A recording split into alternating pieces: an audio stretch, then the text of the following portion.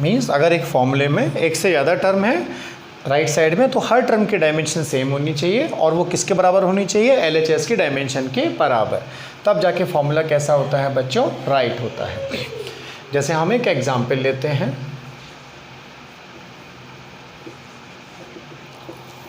If v equal to alpha a plus beta x is valid, then find dimensions of alpha and beta। ऐसा सवाल आता है NEET के paper में हमारा। अगर मान लो b क्या है, alpha a plus beta x बताया जाएगा, जहाँ पर v क्या है, वेलोसिटी, a क्या है बच्चों, एक्सेलरेशन, और x क्या है, डिस्टेंस। तो आपको बताना है कि अल्फा की और बीटा की डायमेंशंस क्या होंगी। ओके, तो क्या करेंगे इसके लिए भाई,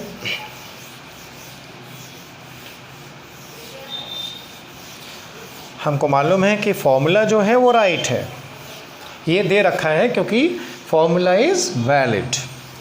अगर फॉर्मूला वैलिड है तो इसका मतलब जो इसकी राइट साइड की टर्म्स हैं वो सारी की सारी क्या होंगी, सेम क्वांटिटी होंगी। यानी इसकी टोटल डायमेंशन और इसकी टोटल डायमेंशन क्या होंगी, सेम होंगी। और हर एक की डायमेंशन किसके बराबर होगी, वेलोसिटी के। क्योंकि अभी बताया मैंने आपको एक से ज़्यादा टर्म होती हैं राइट में, तो कब राइट होता है फॉर्मूला, जब LHS की डायमेंशन के बराबर हो किसकी डायमेंशन, RHS की हर टर्म की डायमेंशन। यानी वेलोसिटी में वेलोसिटी जोड़ रहे हैं तो नई वेलोसिटी आनी चाहिए। तो हम यहाँ क्या लिखेंगे, सॉल्यूशन। अगर ये फॉर्मूला सही है इसका मतलब dimension of alpha a should be equal to dimension of v। Is this or not, yes. तो देखो अल्फा तो अल्फा रहेगा, a की डायमेंशन क्या होगी, एक्सेलरेशन है, LT-2। ये सवाल में बताया जाएगा कि कौन सी चीज़ क्या है। अब डायमेंशन ऑफ v यानी वेलोसिटी LT-1। जब हम सॉल्व करेंगे, ये -1 कट गया, -1 पावर यहाँ बची, ऊपर गई तो क्या बचा, T1। यानी अल्फ़ा की डायमेंशन क्या आ गई बच्चों, M0 L0 T1। ये पहला आंसर हुआ अल्फ़ा के लिए। अब रही बात बीटा की डायमेंशन, तो ये देखो बीटा डॉट x की डायमेंशन क्या, L, ये भी किसके बराबर होनी चाहिए, टोटल डायमेंशन जो है इसकी वो वेलोसिटी की डायमेंशन के बराबर होनी चाहिए, अर्थात LT-1। तो क्या बचा, बीटा की dimension M0 L0 T-1। Okay बच्चों, कॉपी करिए। तो यानी ऐसे सारे फॉर्मूला जिनमें क्या है, there are many terms in the right side, then the dimension of each term should be same and each of them should be equal to dimension of left side. जैसे यहाँ हर एक की डायमेंशन टोटली v के बराबर होनी चाहिए। Copy करिए इसको।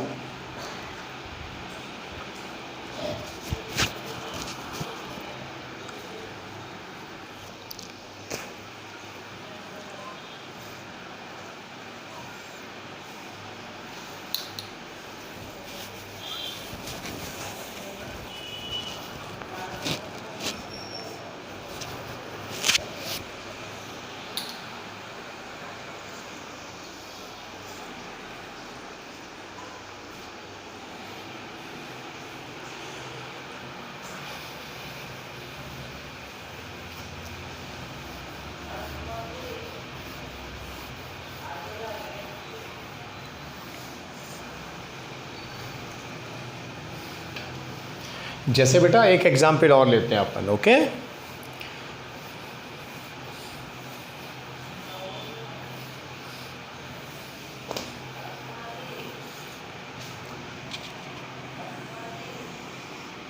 मान लीजिए क्वेश्चन ये आता है,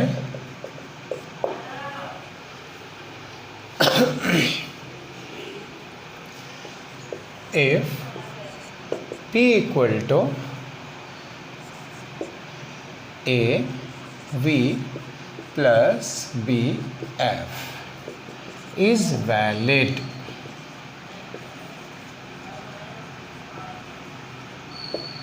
यानी कि ये जो फॉर्मूला है ये कैसा है, वैलिड है। यहाँ पर P हम क्या ले रहे हैं, मोमेंटम, ये बताया जाएगा सवाल में। V को क्या ले रहे हैं हम, वेलोसिटी, और F को क्या ले रहे हैं बेटा, फोर्स। वो क्वेश्चन में लिख देता है is valid and P is momentum, V is velocity and F is the force, then find dimensions of A and B। A और B के डायमेंशन को हम कैसे निकालेंगे। अब सुनो बच्चों, ये सॉल्व करने के लिए सबसे पहले लिख लेते हैं हम सॉल्यूशन। P क्या है, LHS में मोमेंटम है, तो मोमेंटम की डायमेंशन क्या होती है, सबसे पहले ये लिख लीजिए। मोमेंटम होता है मास इनटू वेलोसिटी, यानी m/L/t-1। अब राइट साइड में ये दोनों टर्म क्या दिखाएंगी, मोमेंटम, क्योंकि मोमेंटम आ रहा है, इसका मतलब हम मोमेंटम को जोड़ रहे हैं मोमेंटम में, तो हमें मिल रहा है एक नया मोमेंटम। तो अगर ये मोमेंटम है, A इंटू P की डायमेंशन क्या होती है वेलोसिटी की, मीटर पर सेकेंड, यानी L/t-1। ये किसके बराबर होना चाहिए, मोमेंटम की डायमेंशन के बराबर। देखो L से L कैंसिल, t-1 से t-1, तो डायमेंशन ऑफ A क्या आ गई बच्चों, m1 L0 t0। ये हमारी सेकेंड इक्वेशन। अब हमें निकालना था फोर्स के साथ जो टर्म है यहाँ B कांस्टेंट, इसकी डायमेंशन। ये फिजिकल कांस्टेंट है, न्यूमेरिकल कांस्टेंट नहीं है, ओके। B, F की डायमेंशन क्या है, mL/t-2, क्योंकि सेकेंड टर्म क्या है, B इंटू F, ये भी क्या होनी चाहिए, मोमेंटम के बराबर। भाई मोमेंटम में मोमेंटम को जोड़ेंगे तभी तो नया मोमेंटम मिलेगा, यानी राइट साइड की डायमेंशन भी क्या होनी चाहिए, मोमेंटम के बराबर, that is m into B। ये कैंसिल करो, L से L गया, इसको डिवाइड किया तो यहाँ -1 बची पावर, ऊपर ले गए तो t1, यानी ये हो गई हमारी m0 L0 t1, that is the ultimate dimension of physical constant B। Copy करिए।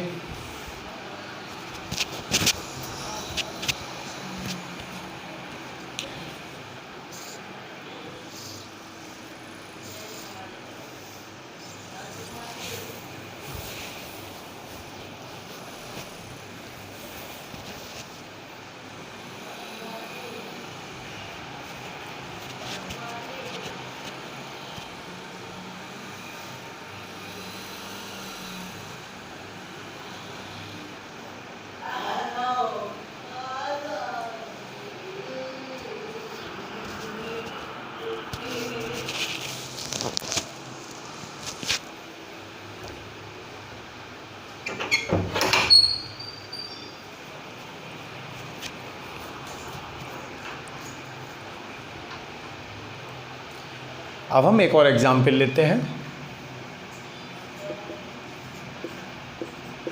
इफ मान लीजिए यहाँ f लेते हैं, f is equal to alpha x plus beta upon gamma plus t is valid, then find dimensions of alpha beta and gamma. अगर ये formula मान लीजिए वैलिड है, कौन सा वाला, f equals to alpha x plus beta upon gamma plus t, तो alpha beta और गामा की डायमेंशंस हमें बतानी है। क्या करेंगे भाई, यहाँ पे दिया जाएगा where f is the force, x is the distance and t is the time. तो मैं यहाँ लिख देता हूँ तुम्हारी सहूलियत के लिए, ये फोर्स है, x डिस्टेंस है और t क्या है बच्चों, टाइम है। तो ये टर्म क्या दिखाएगी, f को, ये टोटल टर्म भी क्या दिखाएगी, f को। अब सबसे पहले आप बताइए मुझे, हम लिखेंगे सॉल्यूशन। तो पहला हम निकालेंगे गामा की dimension. Dimension of gamma will be what, tell me, think for a minute.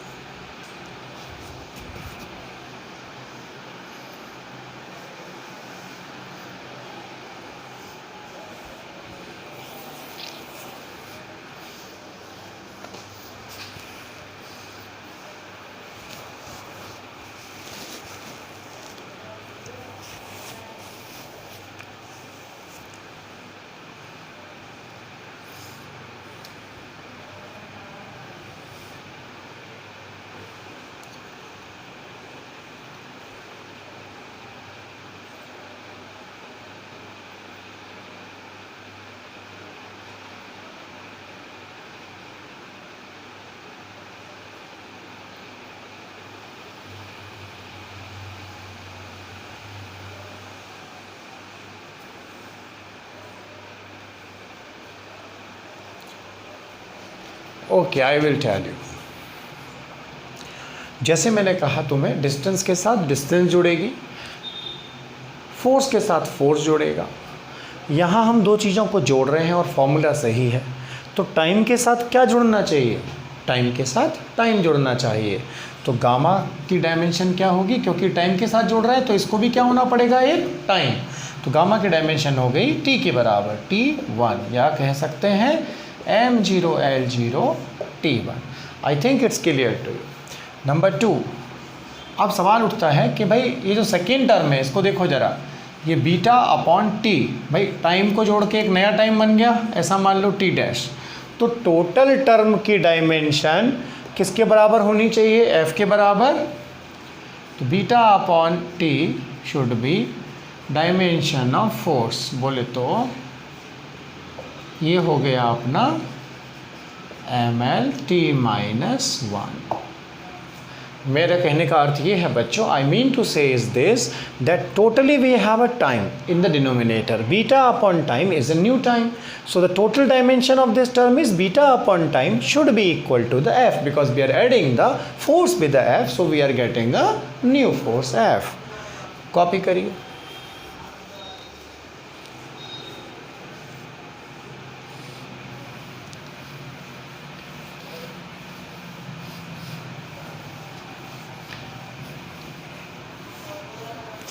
देखिए, अब मैं कहाँ से शुरू किया था ट्रिग्नोमेट्री में, कहाँ से कहाँ पहुँच गए। समय का कुछ पता नहीं चलता बच्चों। समय के साथ क्या, अब मेरे देखिए बाल भी आने लगे हैं। अच्छा, हेयर स्टाइल बनाऊंगा मैं अभी 1 महीने के अंदर अंदर बढ़िया से। कुछ बच्चे कहते हैं सर आप तो टकले दिखाई दे रहे हो। अरे भाई, टकले होने में भी सालों लगते हैं बेटा। 2001 से मैंने पढ़ाना शुरू किया, 2020 में जाके मैं टकला हुआ हूँ। बड़ा भगवान का शुक्र है। तो 19 वर्षों के अनुभव के बाद जो है टकलापन आने लगा है, तो इसमें शर्माना कैसा है? ओके। पर कभी कभी क्या मैं अपने बाल काले कर लेता हूँ गार्नियर करल नेचुरल के साथ। अभी पर उस लायक नहीं है, आएगा जब मैं करूँगा। देखो आप, गामा प्लस टी। तो आई थिंक आप भी अब मेरी राइटिंग के साथ फेमिलियर हो गए होंगे या प्रोनाउंसिएशन के साथ क्लियर होंगे। कई बच्चों को हिंदी में हो सकता है डिस्कम्फर्ट हो, तो आप इंग्लिश में बहुत कंफर्टेबल है। So I am able to speak English, it's not a problem for me. I was in South India for 13 years, so there I was teaching only in the English language. So the next one is dimension of alpha. अरे बच्चों, if this is also the f, भाई this is the first term of this formula, it has to represent the f, means the total dimension of alpha x must be equal to dimension of force. So alpha dot L is this. So dimension of alpha, that's it. Copy this.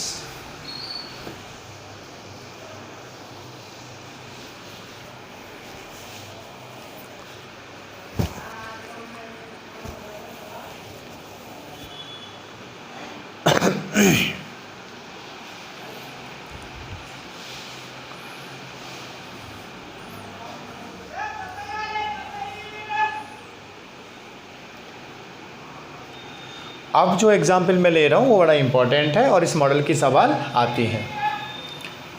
देखिए, if x equal to alpha cos beta t is valid, then find dimension of alpha and beta. ये हमारा question है बच्चों। आराम से देख लीजिए आप, मैं इसको मिटा देता हूँ जब तक।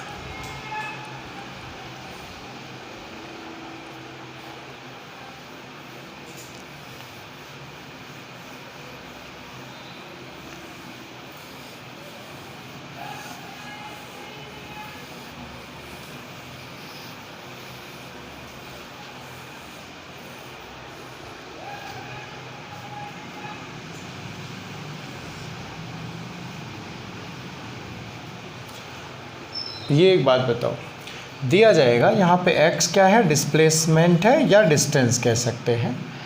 कॉस तो कॉस है, t क्या होता है, टाइम।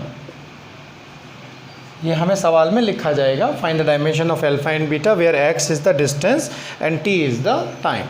अब बताइए इसको कैसे करें। भाई ये है अपना एक्स, तो एक्स की डायमेंशन क्या होनी चाहिए, सबसे पहले लिखिए सॉल्यूशन।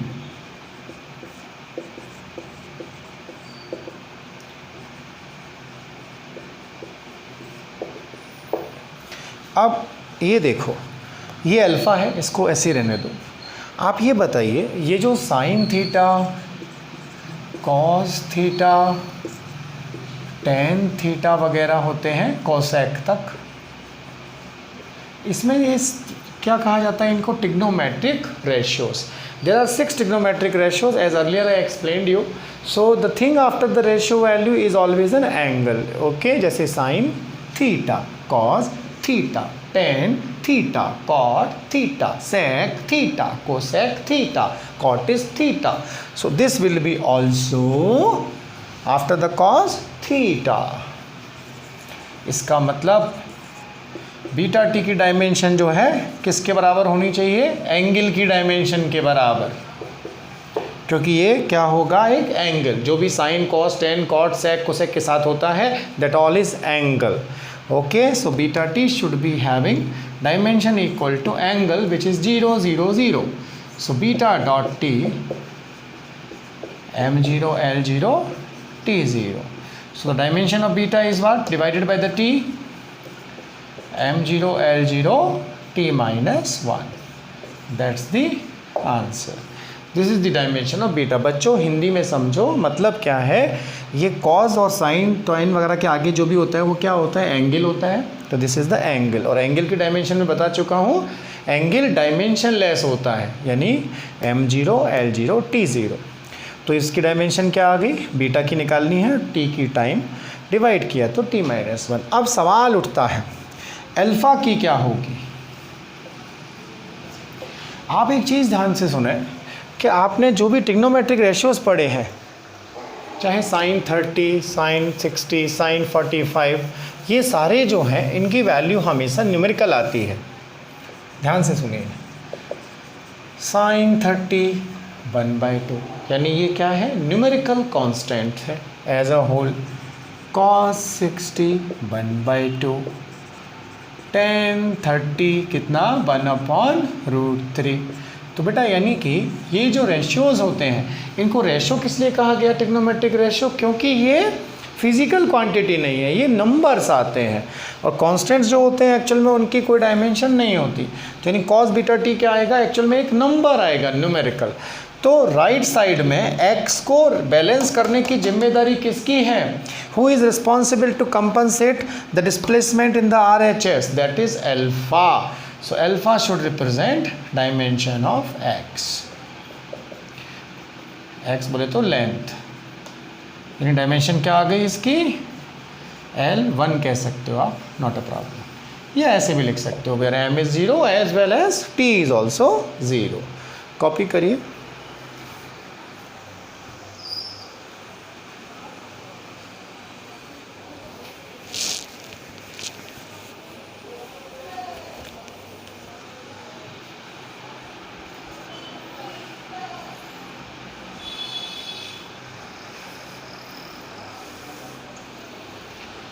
क्योंकि जितने भी साइन, कॉस, वॉस होते हैं सब न्यूमेरिकल वैल्यू है, तो एज अ होल ये डायमेंशन लेस होता है। तो केवल किसकी जिम्मेदारी रहेगी यहाँ कंपनसेट करने की, या RHS में डायमेंशन को बैलेंस करने की जिम्मेदारी किसकी है, अल्फ़ा की। तो जो LHS की डायमेंशन है वही किसकी होगी, अल्फ़ा की। एक और लेते हैं एग्जाम्पल।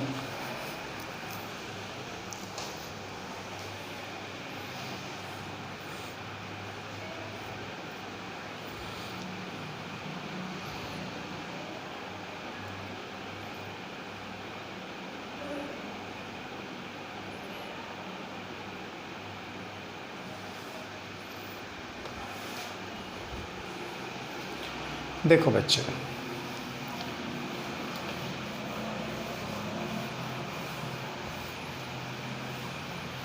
इसको कहते हैं प्रिंसिपल ऑफ होमोजेनिटी। होमोजेनिटी का मतलब सारी टर्म्स की डायमेंशन क्या होनी चाहिए, सेम, तभी जाकर हम उन्हें जोड़ सकते हैं या घटा सकते हैं।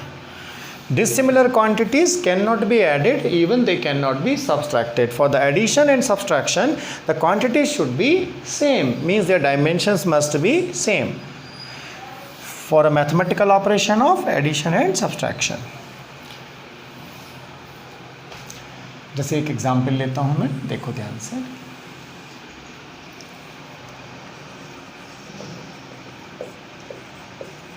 If v equal to alpha tan beta x square is valid, then dimensions of alpha and beta क्या क्या होंगी ये हमें निकालना है.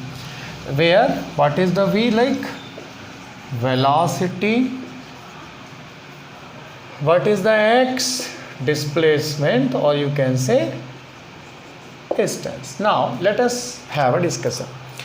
First of all, the LHS पहले लिख लेते हैं solution.